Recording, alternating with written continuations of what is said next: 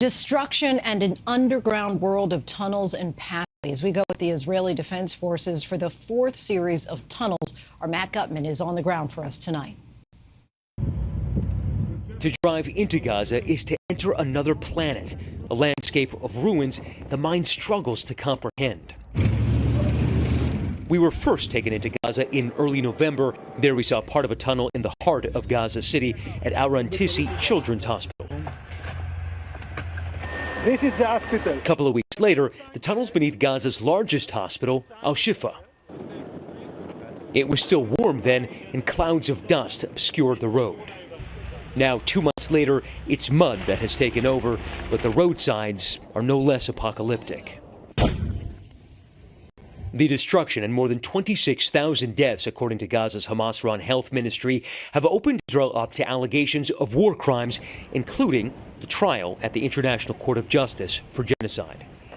The IDF, which reviewed our footage for operational security, taking ABC into the embattled city of Han Yunis over the weekend. We climbed down from the armored vehicle. The soldiers are tense.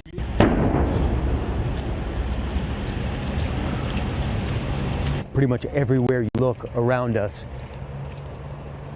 complete destruction.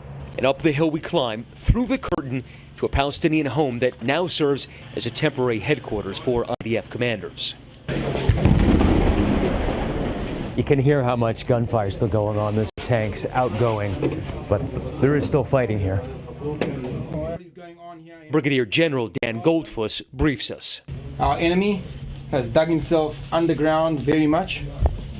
We have tens of miles or tens of kilometers, hundreds of kilometers with under the ground that are dug up by the Hamas at in every area we go, in every neighborhood that we are, especially in places like schools, kindergartens, hospitals. Outside, he takes us to this giant pit. So we're about 15 feet into the sandy pit, and this is the entrance they found to this tunnel. You can feel the hot air belching out from in here, and they say that it leads into a complex of Hamas offices about half a mile in that direction. This is the fourth series of tunnels that I've been in so far, and each of them is a little bit different. The construction is a little different, but typically concrete above, below, cables and wires on the sides. Each of them inside is hot and damp. Even our camera is fogging up. Just the week before, we were shown another tunnel in Han Yunis, 60 feet down, multiple flights of stairs, then that long corridor. Inside that vaulted room, there's bedding on the floor, diapers, for RPG warheads. On this side right here is a canister that is used or was used to hold an RPG warhead. And farther down the corridor, something more sinister. The tunnel with General Goldfuss seems similar, but then deeper in it opens to a fortified bunker. Troops have found dozens of tunnels and bunkers like this one, offices to the side, concrete up above, steel beams here, but nearly 4 months into this war, and the IDF has not managed to reach Hamas's leaders or its hostages. But in its hunt for the tunnels and Hamas leaders inside, the IDF has displaced nearly 2 million Palestinians. Most of them were forced into the area around Han Yunis. With Israeli tanks patrolling last week, this man, Ramzi Abu Zahlul, told our partner network ITV that he was trying to get to his family on the other side. You can see they're holding a white flag. Moments later, cameras capturing that gunfire. Abu Zahlul falls. He's been killed. Yeah, that is. We're investigating that incident. A man holding a white flag, yes, I'm unarmed, shot dead. I'm investigating. Those are your troops? Yes, yes, those are my troops, and I'm investigating that incident. That is not the way we carry out our rules of engagement. No, we don't fire at people waving white flags. We don't fire at civilians. But you do sometimes. We don't. There are mistakes. It is war. It is war. This is not a machine working, and these are people. Goldfuss says that for his troops, every day starts with the rules of engagement, rules which critics say Israel has violated. Well, the problem that we have in Gaza is that pretty much everything and everyone has become a target, whether it's universities or hospitals or shelters for people or lines where people are getting their food and water. Everything has become a target.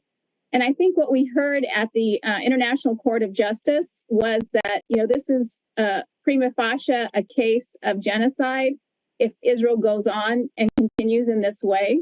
So I think what we really need to see today is a real different approach by Israel and how it's conducting itself in Gaza. And so when you see, as the other day, the ICJ is asking Israel to prevent acts of genocide, how does that sit with you? I urge them to come and see and understand what genocide is and to see that there is no genocide over here. And what I'm doing here is defending my state and my civilians to my orders. We leave the tunnels emerging into the mud. Outside, the destruction and gun battles all around. So you can hear some pretty significant machine gun fire. We don't know if anything is incoming, but you hear two different kinds of munitions. You hear explosions on the other side. The fighting here is still pretty active. Goldfuss leads us up these berms, an area that until December was a cemetery that looked like this. But the general's troops have since dug these arena-sized basins in search of tunnel shafts. What do you do with the bodies if you dig them up? We don't dig the bodies out. How do you know you haven't dug up bodies? If we see the bodies, we'll put them aside. We'll move them aside. I mean, are you concerned, given what just happened in the ICJ, that you're going to be accused of a war crime because you're digging up a cemetery? I'm not digging up a cemetery. I'm digging up a military compound. So what would you say to the families of the people who were buried here? I'm sorry about it. I'm very sorry about it. But this is a military compound. Your leaders, Hamas, are using, your relatives are using you as a human shield. This is how you use a human shield on places that are sacred to us. Negotiators have been making progress in recent days on a framework agreement between Israel and Hamas for a ceasefire in exchange for dozens of hostages held in Gaza. But senior Israeli officials tell us Israel's war plans anticipate fighting in some capacity until the end of the year. Sounds like this could all be far from over. Matt Gutman joins us now from Israel. Matt, you mentioned those ceasefire talks are making progress. What's the latest? Any idea how close they are? They're getting closer, Lindsay. We know that for the first time in over 2.5 months, Israel, Hamas, and the mediators, including Qatar and the U.S., are now openly acknowledging that there is progress in these talks. Those talks are now continuing in Paris. Now, the sticking points continue to be the duration of this pause. Israel wants it to be as short as possible. Hamas wants Israel to end the war, and, of course, the number of hostages released and when they're going to be released. But what is happening now is that clearly there is some engagement, and it seems likely that there is going to be some agreement at some point soon. When it's going to happen and the exact parameters, we don't quite know yet, Lindsay. All right, Matt Gutman, so many anxiously awaiting to hear word. Our thanks to you.